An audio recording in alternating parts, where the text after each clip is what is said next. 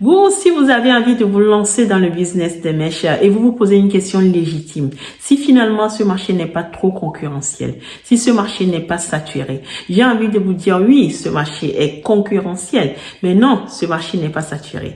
Alors si le sujet vous intéresse, je vous invite à rester en ligne. Je vais essayer de vous expliquer de par mon approche de ce marché, mon expérience sur ce marché, ce dont il faudra tenir compte pour pouvoir se positionner sur ce marché, pour pouvoir se développer pour la pérennité de votre business. À tout de suite.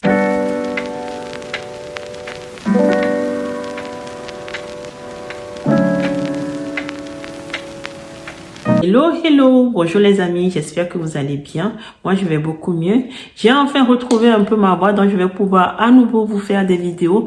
Il est vrai que pendant plusieurs jours, là, j'ai été pénalisée en fait. Il n'y a plus aucun son qui sortait de ma bouche. Je pouvais pas venir vous faire des vidéos, mais enfin, c'est un peu revenu, donc je reprends les vidéos pour partager donc des petites histoires avec vous. Si vous êtes nouveau ou nouvelle sur cette chaîne, mon nom est Boustissi, je suis entrepreneuse e-commerce, employée dans les achats en milieu industriel et puis investisseur en immobilier. Alors, il est question sur cette chaîne en fait de business. Moi, je viens partager avec vous ici en fait deux de mes passions. Donc, ma passion pour l'Inde. Donc, j'essaye d'apporter en fait sur cette chaîne des idées de business avec l'Inde, ce que vous pouvez faire avec ce pays, ce que vous pouvez aller acheter en Inde, importer dans votre pays d'origine, de manière à pouvoir ouvrir un business, à le développer, à le pérenniser en fait. Et puis, j'aime aussi venir sur cette chaîne vous parler des cheveux parce que j'adore les cheveux. C'est une histoire de fou. J'adore mes propres cheveux naturels, bien évidemment, mais j'adore aussi mes tissages, surtout quand ils sont de très bonne qualité, comme ceux que je pose sur ma tête ce soir ou encore ceux que je vous vends via mon site internet www.cnoe.com. Vous êtes habitués désormais, vous qui me suivez depuis le début de cette chaîne. Donc, une fois sur deux, je viens avec des idées business et puis une fois sur deux, je viens en fait parler des cheveux. Mais aujourd'hui, j'ai décidé de faire d'une pierre deux coups. C'est-à-dire que ce soir, je vais vous parler business, mais je vais aussi vous parler de mèches en même temps. On va tirer avantage en fait de ces deux univers pour pouvoir peut-être appliquer sur d'autres univers ou en tous les cas apprendre des choses parce qu'il va s'agir dans cette vidéo, ce sont en fait de positionnement sur un marché concurrentiel. Donc, que ce soit le marché de la mèche, parce que c'est l'exemple que je vais donner tout au long de cette vidéo, mais aussi le marché de l'habillement, parce que dans la mode, finalement, il y a beaucoup de concurrence aussi, c'est un marché concurrentiel aussi, mais il y a de nouveaux acteurs qui naissent encore tous les jours, ou encore le marché du cosmétique, qui est un marché hyper concurrentiel aussi, mais dans tous ces différents marchés concurrentiels, finalement, en fait, on fait usage d'outils marketing pour arriver à se positionner, c'est-à-dire pour arriver aussi à se faire une place, pour asseoir sa légitimité, pour développer un business quand bien même il y a des acteurs qui existent sur ce marché depuis des centaines d'années et qui ont déjà fait énormément de fortune, qui continuent, mais de nouveaux acteurs qui naissent aussi, qui arrivent tout à fait à bien se développer grâce aux outils marketing. Donc, il est cela dans cette vidéo ce soir. Alors, le marché des mèches, donc c'est une question qui revient souvent, je vous le disais tantôt, parce que voilà, moi je vends des mèches via mon site internet, donc au grand public. J'expédie des cartons un peu partout dans le monde à mes clientes, mais je vends aussi des mèches en tant que grossiste. C'est-à-dire que des gens me contactent et puis me parlent de leurs projets et tout ça, et je leur vends des mèches qu'ils revendent. Et donc, j'ai quand même ce contact avec le marché, beaucoup d'échanges en fait, et une question légitime qui revient souvent, c'est en fait, et si, c'est souvent au démarrage en fait qu'on commence à sonder le marché, on se pose la question du budget, on se pose la question de comment les vendre, quelles sont les longueurs qui se vendent, finalement quelle longueur il faut prendre, mais quel type de mèche, perruque, tissage, voilà. Quand on se pose toutes ces questions, c'est à ce moment en fait que ce sujet revient où on finit par demander finalement ainsi, est-ce qu'il est encore temps de se lancer sur ce marché? Est-ce que finalement ce marché n'est pas trop concurrentiel? Et moi, j'ai envie de vous dire ce soir, oui, ce marché est concurrentiel. Je dirais pas trop concurrentiel. Ce marché est concurrentiel. Pourquoi? Parce qu'il y a plusieurs acteurs sur ce marché. Il y a des gens qui vendent des mèches, qui les fabriquent en Afrique. Il y a de très bonnes mèches de qualité qui sont produites en Afrique. Et puis, il y a des gens, en fait, qui vendent des mèches qui sont produites donc en Asie, mais aussi importées vers l'Afrique en Amérique ou encore en Europe. Donc oui, c'est un marché concurrentiel. Maintenant, il y a une question aussi à se poser. Pourquoi ce marché est concurrentiel finalement? Ce marché est concurrentiel parce qu'il y a beaucoup de demandes. C'est valable pour l'habillement ou encore le cosmétique, je le disais tout à l'heure, ou encore la pharma, les produits pharmaceutiques, ou encore dans le BTP, les produits du bâtiment, par exemple, vous avez aussi de grands acteurs, parce qu'en fait, il y a beaucoup de demandes. Donc, quand il y a beaucoup de demandes à satisfaire, ben, il faut des offreurs sur le marché. Donc, il faut des gens, en fait, pour rendre les produits disponibles pour que les acheteurs puissent acheter. Donc, le marché de la mèche est concurrentiel tout simplement parce qu'il y a énormément de demandes. C'est un marché qui ne se tarit pas et qui va continuer en fait à avoir de la demande. Donc, il va falloir apprendre à innover dans ce marché. Pourquoi? Parce que il y a une très forte population en Afrique. On le dit souvent, il y a une très forte population en Afrique. Il y a de plus en plus de femmes d'ailleurs. Et en fait, les Africaines aiment se coiffer. On aime les belles choses. On aime, on prend beaucoup soin en fait de notre apparence en Afrique. Donc, on aime nos beaux vêtements, mais on aime aussi nos beaux cheveux. Donc, on a envie de beaux cheveux et il faut répondre à ce besoin. Donc, il y a des industriels qui sont basés en Asie ou même en Afrique ou dans d'autres pays qui l'ont compris et qui produisent à cadence soutenue finalement, en fait, pour pouvoir répondre à ce marché. Mais il y a aussi tout le marché américain. Donc, les Noirs américains aussi qui sont finalement comme nous, qui ont des cheveux crépus aussi et qui ont envie en fait d'être belles, de porter des beaux cheveux et qui en demandent aussi.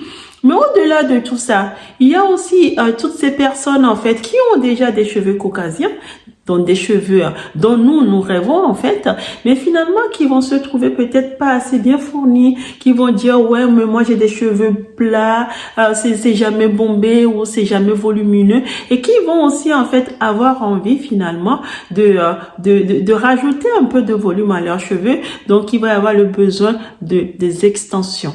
Donc voilà, il y a ce marché aussi à satisfaire. Et puis il y a un troisième marché que j'ai identifié aussi, qui est le marché de finalement des personnes qui ont eu une pathologie en fait, qui malheureusement ont perdu leurs cheveux et qui ont quand même envie de continuer à être belles parce qu'en tant que femme on a envie de ça. Et en fait ces personnes qui vont aussi avoir besoin en fait de porter finalement ces vrais faux cheveux pour pouvoir continuer à être belle. Donc il y a toutes ces demandes à satisfaire et c'est finalement pour ça que il y a autant de concurrence sur ce marché. Maintenant quand vous me demandez si ce marché n'est pas saturé, j'ai envie de vous dire que non, ce marché n'est pas saturé parce que ce marché a besoin en fait du renouvellement. On a commencé il y a des années, on a commencé en fait à nous vendre, c'était des fils en laine au début finalement que nos grands-mères utilisaient pour se coiffer. Après, il y a eu des fils, je sais pas si peut-être des personnes d'origine béninoise le connaîtront mieux que quiconque. Ces longues fils en fait en polyéthylène finalement, donc en plastique, qui s'étend à l'infini que les béninoises utilisaient en fait pour se coiffer et qui s'est reproduit en fait sur différents pays africains. Et puis après, on avait innové. On avait innové en fait en nous apportant des mèches, donc de longues mèches, tout en synthétique en fait, qu'on utilise pour faire nos rastas, mais qu'on utilise encore aujourd'hui en fait pour faire nos tissages, nos perruques pour certaines personnes encore. Mais on s'est rendu compte avec le temps que ces mèches en fait s'abîmaient, même si elles durent longtemps en fait, elles sont pas naturelles. Donc il y a un besoin sur ce marché de toujours ressembler le plus au vrai, donc au naturel. Et il y a un besoin en fait d'innovation sur ce marché, ce qui fait qu'en fait vous allez remarquer qu'on nous sort finalement des mèches qui vont être base synthétique, mais on va les travailler de manière à ce qu'elles en fait elles soient beaucoup plus résistantes, qu'elles durent plus longtemps ou qu'elles aient des comportements que des mèches n'avaient pas il y a une cinquantaine d'années en arrière. Pourquoi je vous dis ça? Je dis tout ça en fait pour dire que c'est un marché concurrentiel, mais qui n'est pas saturé, tout simplement parce que il y a de la demande, la clientèle est de plus en plus exigeante et du coup, en fait, il y a un besoin d'innovation dans ce marché. Et donc, quand il y a un besoin d'innovation dans un marché, ben, c'est un marché qui est porteur. C'est un marché qui est porteur. Ça veut dire qu'en fait, la demande va continuer pendant longtemps, à partir du moment où les offreurs du marché, donc finalement, vous et moi qui avons envie de nous lancer ou qui sommes déjà lancés, continueront en fait à proposer de la nouveauté, mais il y aura toujours des achats sur ce marché. Donc finalement, les entreprises positionnées sur ce marché vont continuer à se développer. C'est le cas dans l'habillement. C'est pour ça que les collections existent, qu'on nous renouvelle ça tout le temps et que nous, on a toujours envie d'en racheter parce qu'on a envie de changer en fait, tout simplement. C'est aussi le cas dans le cosmétique finalement. C'est pour ça qu'on nous sort des crèmes, des anti-rides, des crèmes uniformisantes, des éclaircissantes, plein de choses. On nous sort toujours de nouveautés pour nous capter en fait, pour nous conserver, nous garder sur le marché. Et c'est ça qui permet à tous ces marchés concurrentiels de continuer à prospérer malgré le fait que il y a beaucoup d'acteurs. Donc c'est le cas dans les mèches aussi. Donc une fois qu'on a dit ça, c'est vous dire en fait oui, on peut encore se positionner. Il est concurrentiel, mais il n'est pas saturé. Maintenant, comment faire pour arriver à se positionner? Parce que c'est vrai qu'un marché déjà concurrentiel où tout le monde vend plus ou moins la même chose, on le sait, hein, c'est les synthétiques ou les brésiliennes. Si vous venez encore avec les brésiliennes, vous risquez de mourir plus vite. Pourquoi? Parce qu'en fait, les acteurs présents sur ce marché depuis des années, qui ont déjà pignon sur rue, qui ont aussi leur notoriété, qui ont un gros volume d'achat, ils vont arriver en fait avec des niveaux de prix contre lesquels vous ne pouvez pas en fait finalement rivaliser. Donc du coup, quand eux ils vont arriver avec leur perruque, je dis n'importe quoi, à 60 € la perruque, vous qui démarrez sur ce marché finalement, qui allez acheter une petite quantité, vous n'allez pas pouvoir les vendre à 60 € parce que votre volume d'achat étant faible, vous allez devoir en fait acheter moins et du coup en fait acheter plus cher que ces gens et là où ils le vendent peut-être à 60 €, vous allez avoir besoin de le vendre à 80 € pour pouvoir vous maintenir sur le marché. Donc c'est à cela qu'il faut faire attention sur ce marché hyper concurrentiel, c'est le positionnement finalement. Il faut arriver avec quelque chose de nouveau qui vous différencie des autres. Il faut apporter en fait une valeur en fait pour pouvoir vous différencier. Donc choisir en fait, identifier votre cible et choisir en fait de vous positionner avec une nouveauté pour être différent des autres acteurs qui existaient sur le marché pour pouvoir vous faire une notoriété, pour pouvoir vous faire une place et espérer en tout cas aussi développer votre business dans ce marché. On vient en fait proposer quelque chose de qualitatif. On vient proposer quelque chose en fait qui va finalement résonner dans les oreilles de vos clientes qui ont été déçues aussi par les brésiliennes. Vous comprenez finalement parce que vous avez eu le même problème et à la vue en fait de ce que vous allez leur proposer, elles vont reconnaître en fait que la qualité est différente. Et c'est ça l'histoire que vous leur apportez. C'est ça l'histoire que vous leur racontez. C'est ça qui va leur permettre en fait de vous faire confiance et de finalement vous donner une place sur ce marché. Parce que la place qu'elles vont vous donner sur ce marché, c'est d'acheter vos produits au lieu d'acheter ceux du concurrent, même si le vôtre ou les vôtres en fait sont légèrement plus chers. Parce que finalement, ils viennent chercher de la qualité. Mais il faut pas faire d'erreur. Quand vous voulez leur vendre cette qualité, mais vendez-leur vraiment de la vraie qualité. Parce que quand la qualité est au rendez-vous, la personne qui a été déçue de brésilienne, c'est elle qui fera la pub pour vous après. Hein. Elle a vu que ses cheveux sont on ne peut plus naturels, qu'elle peut les garder longtemps, elle peut les laver, elle peut faire du shampoing, elle peut aller à la mer, elle peut aller à la piscine, ses cheveux restent intacts. C'est elle qui va dire à ses copines, achetez chez cette personne parce que elle... Ses cheveux sont incroyables. Finalement, la qualité de mes produits parle à ma place. C'est cette personne qui va dire, non, allez-y, les yeux fermés, je me porte garant parce que elle, ses mèches, c'est différent. Et c'est là où vous avez réussi la chose. C'est là, en fait, que vous avez réussi votre positionnement. Parce que vous êtes venu, en fait, apporter une nouveauté, une valeur ajoutée, en fait, sur ce marché qui en demande, en fait. Et finalement, ce marché concurrentiel va vous faire une place de niche, bien sûr, parce que ce produit de qualité que vous vendez, qui a son prix, ne va certainement pas être à la portée de tout le monde.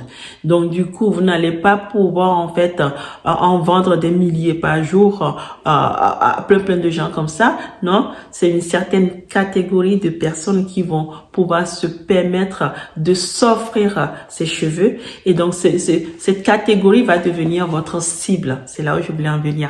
C'est-à-dire en fait que pour pouvoir définir votre positionnement, il va falloir en fait d'abord identifier votre cible. À qui vous voulez les vendre les mèches? Oui, c'est bien beau de dire je veux me lancer dans les mèches, mais à qui? Vous voulez les vendre à qui?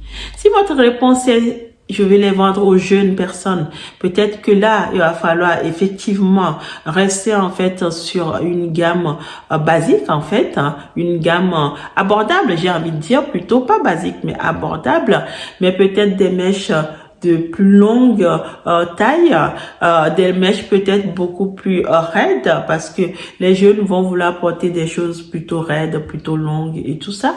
Et donc il va falloir en fait aller chercher quelque chose qui va répondre à ce besoin de longueur, de raideur, de tout ce que vous voulez, mais qui ne soit pas trop cher, qui soit à la portée de sa bourse. Vous pouvez aussi vous poser la question, en fait, toujours sur la cible, à qui vous voulez le vendre. Si vous souhaitez vendre vos mèches finalement à des jeunes femmes comme moi, qui ont des emplois à responsabilité, qui ont beaucoup de réunions avec, voilà, des personnalités d'un certain niveau, et qui sont souvent dans des réunions d'affaires et tout ça, et qui ont en fait envie d'avoir une prestance, de représenter en fait ce qu'elles sont réellement, et qui n'ont aucune envie en fait de porter sur la tête quelque chose qui va pas représenter leur rang.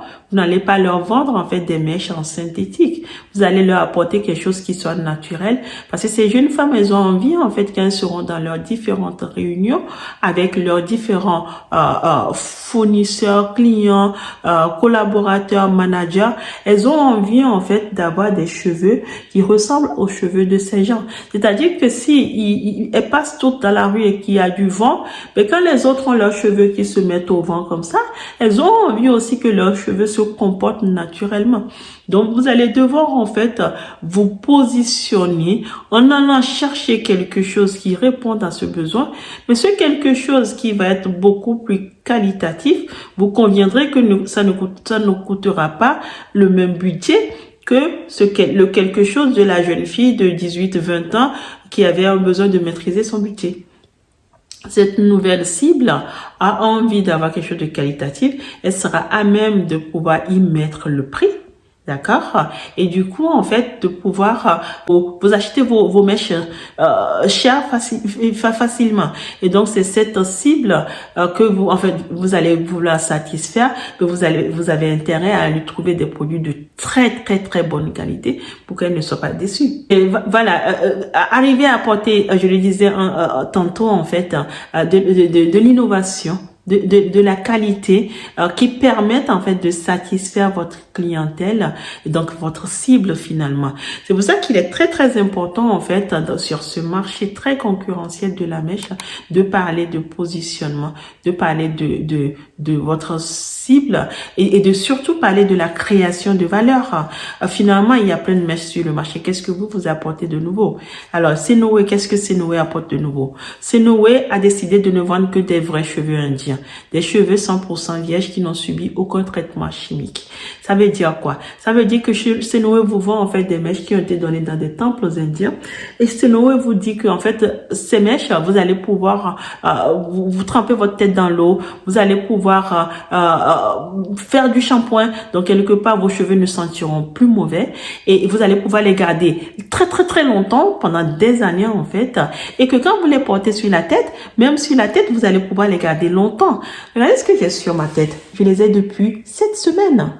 7 semaines que j'ai fait poser ces body wavy. Mais en fait, ils sont toujours souples, ils sont toujours naturellement brillants et ils sont toujours, croyez-moi, demain, je les enlève. Ce sont des tissages, hein. C'est quand je les soulève que vous voyez qu'en fait, en réalité, ça fait un petit moment que je les porte. Parce que tout simplement, comme les mèches qui sont au-dessus de mon tissage sont de très bonne qualité, en fait, j'ai une tête qui est toujours relativement propre. Et comme j'arrive à faire mon shampoing régulièrement, finalement, elle est propre, ma tête, elle sent pas mauvais. Mes cheveux ça me gratte pas, en fait, comme les tissages grattent. Moi, j'ai déjà vu des filles qui tapaient la tête, hein, parce que ça chauffe là-dedans. Mais non, ça me gratte pas parce que voilà, je les entretiens comme mes propres cheveux et du coup, je vais pouvoir les garder très très longtemps. Ces mèches finalement me poussent à faire quelque chose que je ne faisais pas il y a des années, c'est-à-dire garder mes tissages longtemps. Avant 3-4 semaines, c'est le maximum, je les enlevais mes tissages. Parce que déjà, la mèche que vous portez, elle s'est déjà abîmée entre temps. Et puis, elle vous gratte, vous pouvez pas trop la laver parce qu'elle va faire des nœuds et tout ça. C'est pas qualitatif et puis vous les jetez. Maintenant, avec ces mèches indiennes, comme c'est de bonne qualité et qu'après je les garde longtemps, je les enlève, je vais les garder, je peux faire mon shampoing, voilà. Finalement, je me surprends moi-même, en fait, à conserver mes tissages finalement longtemps. Parce qu'ils sont pas moches, ils sont, voilà.